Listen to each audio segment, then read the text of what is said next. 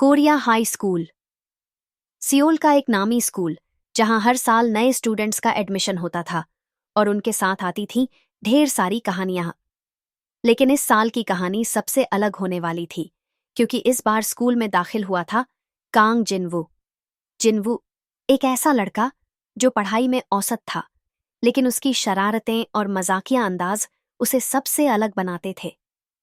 वह खुद को शरारती राजा कहता था, लेकिन उसकी असली पहचान किसी को नहीं पता थी।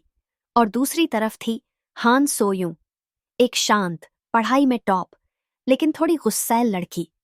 उसे जिनवू जैसे लड़के बिल्कुल पसंद नहीं थे। अब सोचिए, जब ये दोनों आमने सामने आएंगे तो क्या होगा। स्कूल का पहला दिन था।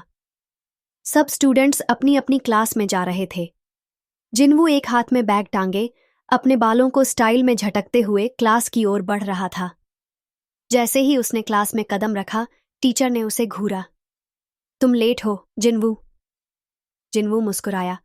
सर, असल में रास्ते में एक बुढ़िया का बैग गिर गया था तो मैंने उठाकर दे दिया, और फिर एक कुत्ता रास्ता क्रॉस कर रहा था तो मैंने उसे भी। टीचर ने गहरी सांस ली। इतनी कहानियां लिखनी हैं तो राइटर बन जाओ, चुपचाप बैठो। जिनवू हंसते हुए अपनी सीट की तरफ बढ़ा, लेकिन तभी धड़ाम, उसका पैर किसी के बैग से टकराया और वह सीधा नीचे गिर पड़ा। पूरी क्लास हंस पड़ी, लेकिन एक लड़की की गुस्से से भरी आवाज आई, याह, देखकर नहीं चल सकते। जिनवू ने ऊपर देखा। उसकी नजर हान सोयूं पर पड़ी। वह नाराज आंखों से उसे देख रही थी। जिनवू ने मुस्कुराते हुए कहा, माफ करना, लेकिन यह बैग क्या तुम्हारी हथियार रखने की जगह है? इतना भारी क्यों है? सोयूं ने गुस्से से बैग उठाया और कहा, तुम्हारे जैसे लापरवाह लड़कों को हर जगह दिक्कत ही होती है। ओह, तो तुम भी वही क्लासिक स्टडी गर्ल हो? सोयूं ने बिना कुछ कहे अपना चेहरा घुमा लिया। लंच ब्रेक में जिनवू अपने दोस्तों के साथ बैठा था जब अचानक सोयूं पास से गुजरी। जिनवू ने हल्के से कहा, देखो तो, हमारी क्लास की रानी आ रही है। सोयूं ने सुना, लेकिन अनसुना कर दिया। जिनवू को यह अच्छा नहीं लगा। वह उठा और मजाकिया अंदाज में बोला, अगर तुम इतनी ही स्मार्ट हो तो एक छोटा सा चैलेंज कर सकती हो। सोयूं ने भौहें चढ़ाई। कौन सा चैलेंज? अगर तुम मुझे एक बार भी हंसाने में कामयाब हुई तो मैं पूरे हफ्ते तुमसे बहस नहीं करूंगा। सोयूं ने सोचा और फिर अपने फोन से एक वीडियो निकाला। यह एक बिल्लियों का मजेदार वीडियो था। जिनवू ने वीडियो देखा और फिर वह हंसी रोक नहीं पाया। सोयूं ने जीत की मुस्कान के साथ कहा, अब पूरे हफ्ते चुप रहना, समझे? जिनवू ने सिर झुका लिया। हे भगवान, यह लड़की खतरनाक है। स्कूल खत्म हुआ, लेकिन जिनवू के लिए सोयूं अब एक पहेली बन चुकी थी। उसने सोचा था कि वह सिर्फ एक पढ़ाकू लड़की होगी, लेकिन वह तो उसे हरा चुकी थी।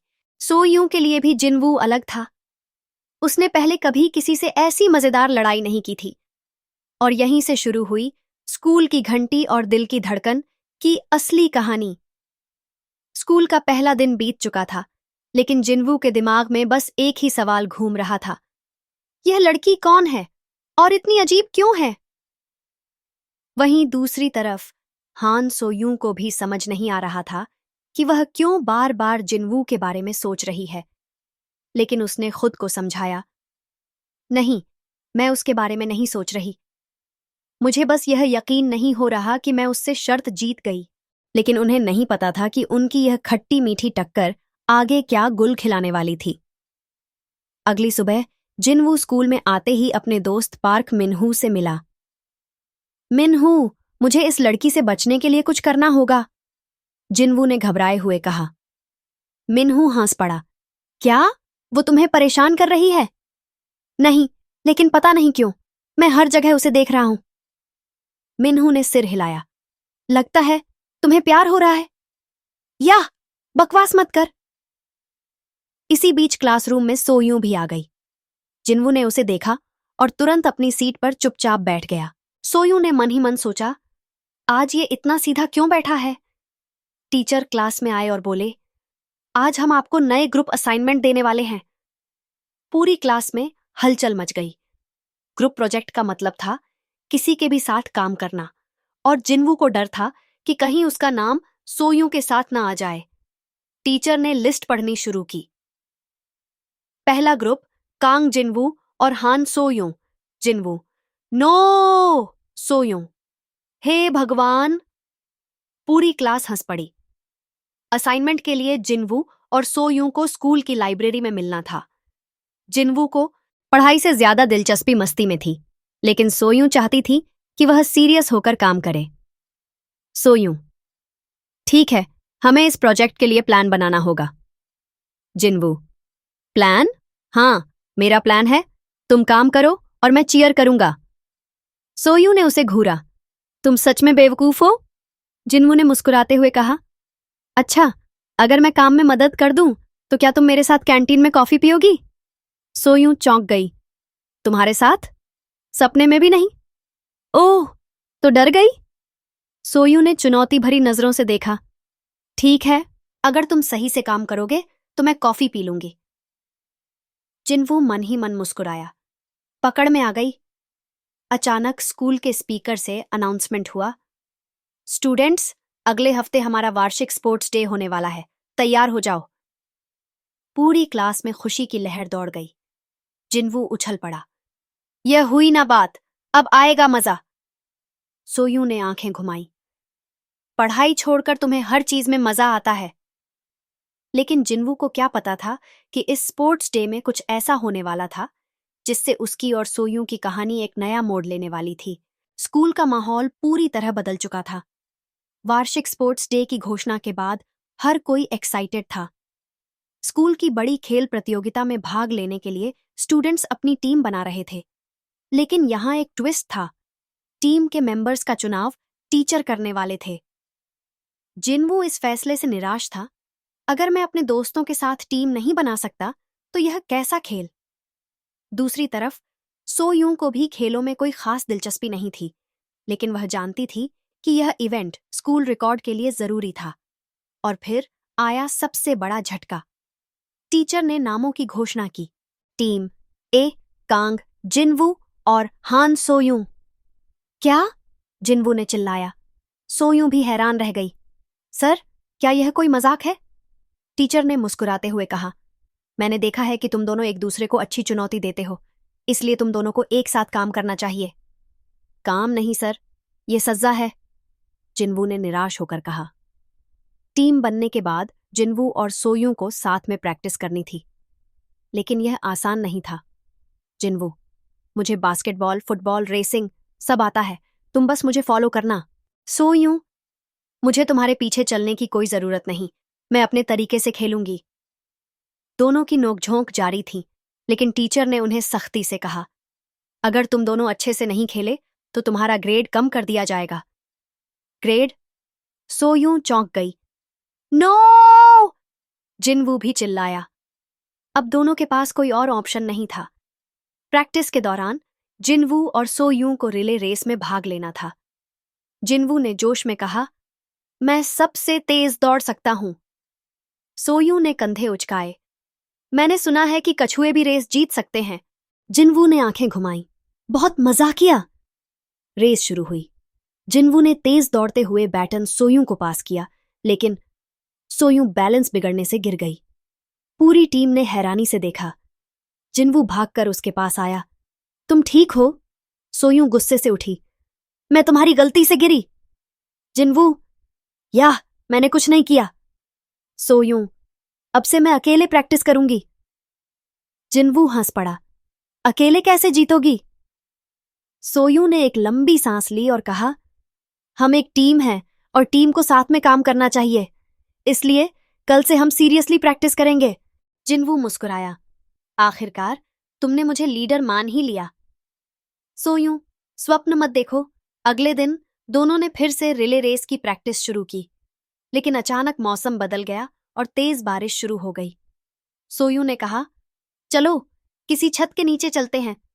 लेकिन जैसे ही वे भागे, जिनवू का पैर फिसला और वह सीधे सोयूं से टकरा गया। धप! जिनवू सोयूं के ऊपर गिर गया। दोनों के चेहरे बहुत करीब थे। कुछ सेकंड तक कोई नहीं बोला। सोयू ने जिन्वू की आंखों में देखा और जिन्वू को पहली बार ऐसा लगा कि उसका दिल तेज धड़क रहा है। जिन्वू, हटो! जिन्वू तुरंत खड़ा हुआ और सिर खुजलाने लगा। सॉरी, मेरा पैर फिसल गया था। सोयू ने कोई जवाब नहीं दिया, लेकिन उसके चेहरे पर हल्की सी मुस्कान थी। अब स्पोर्ट्स डे सिर्फ 2 दिन दूर था। जिन्वू और सोयू की प्रैक्टिस अच्छी हो रही थी, लेकिन कुछ न कुछ गड़बड़ हमेशा हो जाती थी। क्या वे साथ में स्पोर्ट्स डे जीत पाएंगे या फिर उनकी लड़ाई एक नया मोड़ लेगी? स्पोर्ट्स डे का दिन करीब आ रहा था और पूरे स्कूल में एक अलग ही जोश था। हर टीम अपने बेस्ट प्लेयर्स को तैयार कर रही थी और जिन्वू और सोयू की जोड़ी भी चर्चा का विषय बनी हुई थी।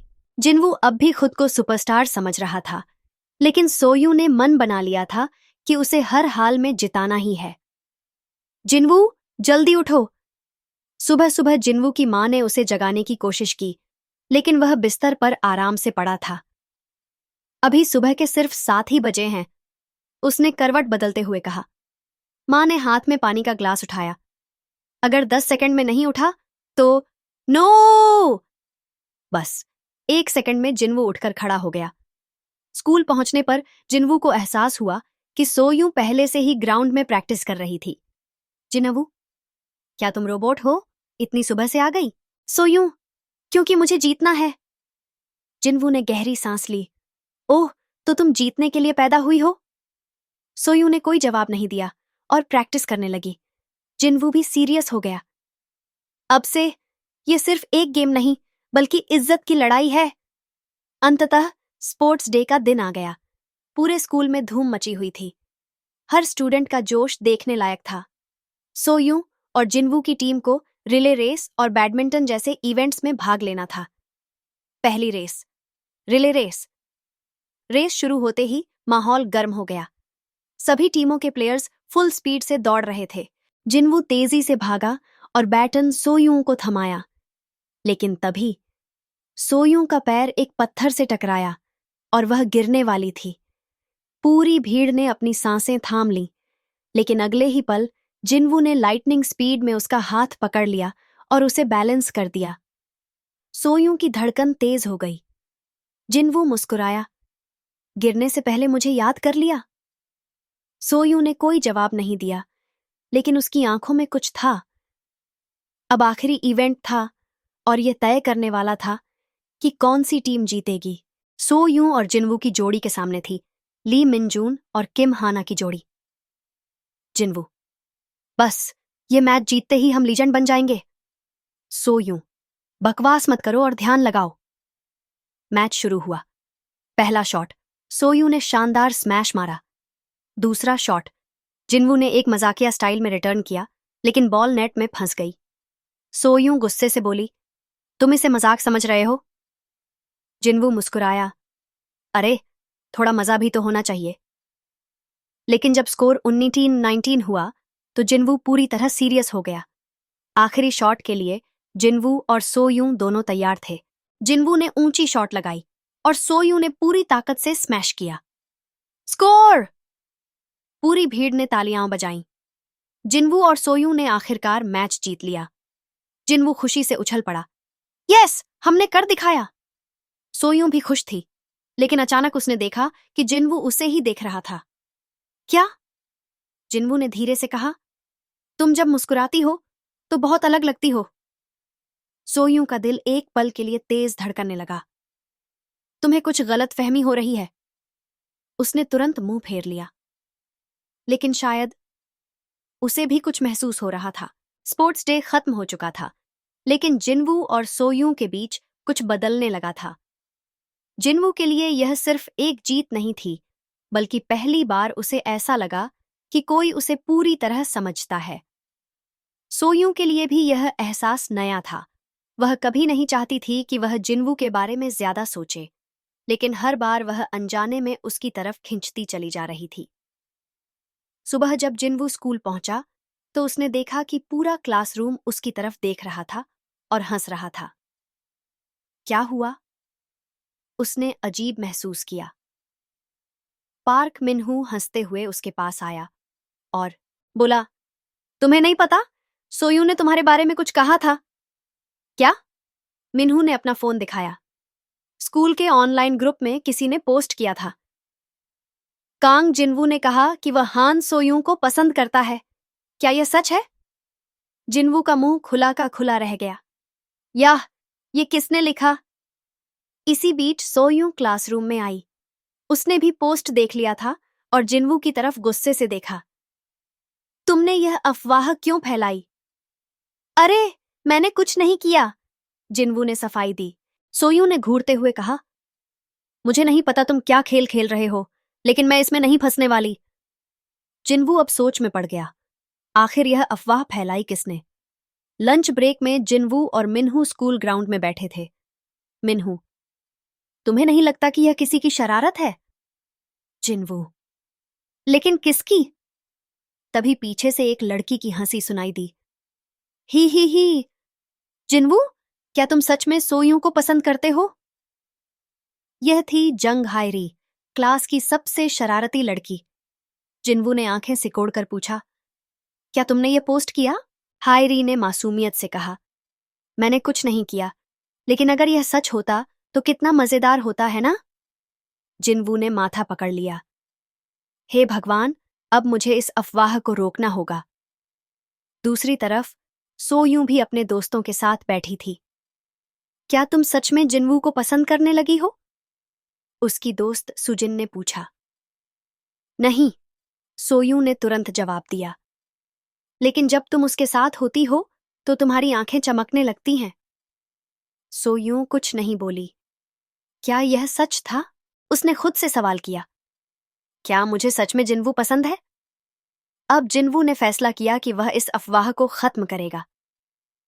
अगर हम लोगों को यह यकीन दिला दें कि हम सिर्फ दोस्त हैं, तो यह अफवाह रुक जाएगी, जिनवू ने मिन्हू से कहा। लेकिन तुम दोनों सच में सिर्फ दोस्त हो? मिन्हू ने छुटकी ली। याह, चुप रहो। जिनवू ने सोयूं से मिलने का फैसला किया और उसे कैंटीन में बुलाया। सोयूं पहले से ही वहां बैठी थी। जिनवू ने सीधे मुद्दे पर आते हुए कहा, हमें कुछ करना होगा ताकि यह अफवाह बंद हो जाए। सोयूं ने सिर हिलाया। हाँ, लेकिन कैसे?